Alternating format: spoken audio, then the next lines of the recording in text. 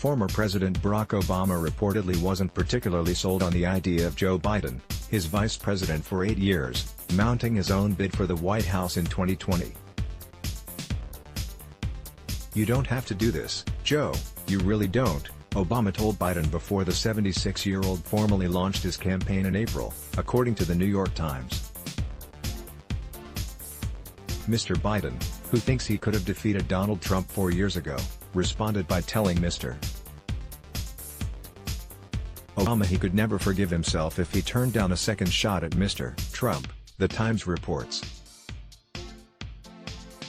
The Times states Obama huddled with top Biden aides in March to implore they ensure that the former vice president does not damage his legacy or embarrass himself. The newspaper further reports Obama and Biden met over lunch last, where the former president urged the White House hopeful to recruit fresher faces to his campaign. He has communicated his frustration that Mr.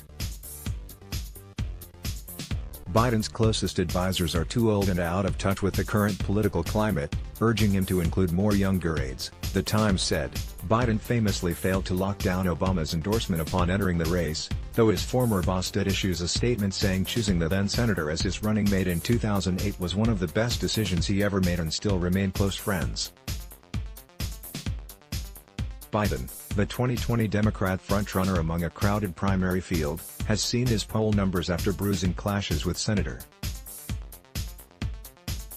Kamala Harris, DCA, in the first presidential debate over his past remarks about busing. Notably, former First Lady Michelle Obama refused to defend Biden as the former vice president found himself in hot water for his position on busing and his recent praise of segregationists.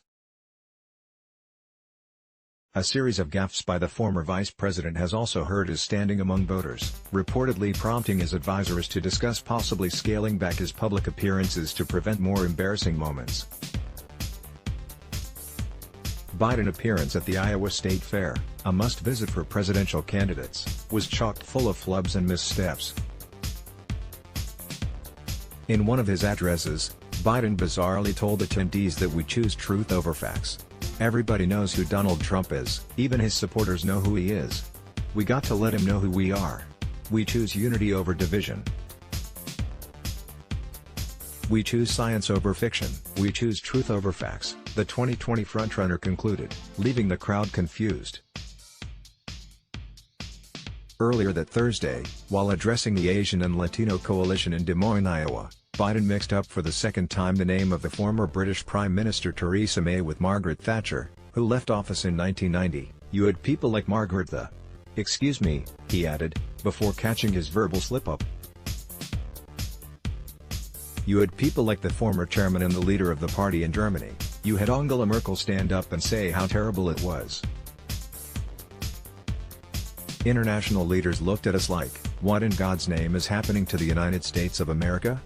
Biden made a similar error at a campaign rally in Columbia, South Carolina, in May. However, the former vice president's most cringe-worthy gaffe later in his Asian and Latino coalition speech, when he claimed that poor kids are just as bright and just as talented as white kids.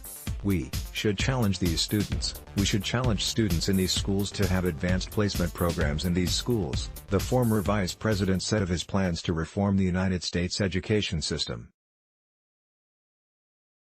"We have this notion that somehow if you're poor you cannot do it. Poor kids are just as bright and just as talented as white kids."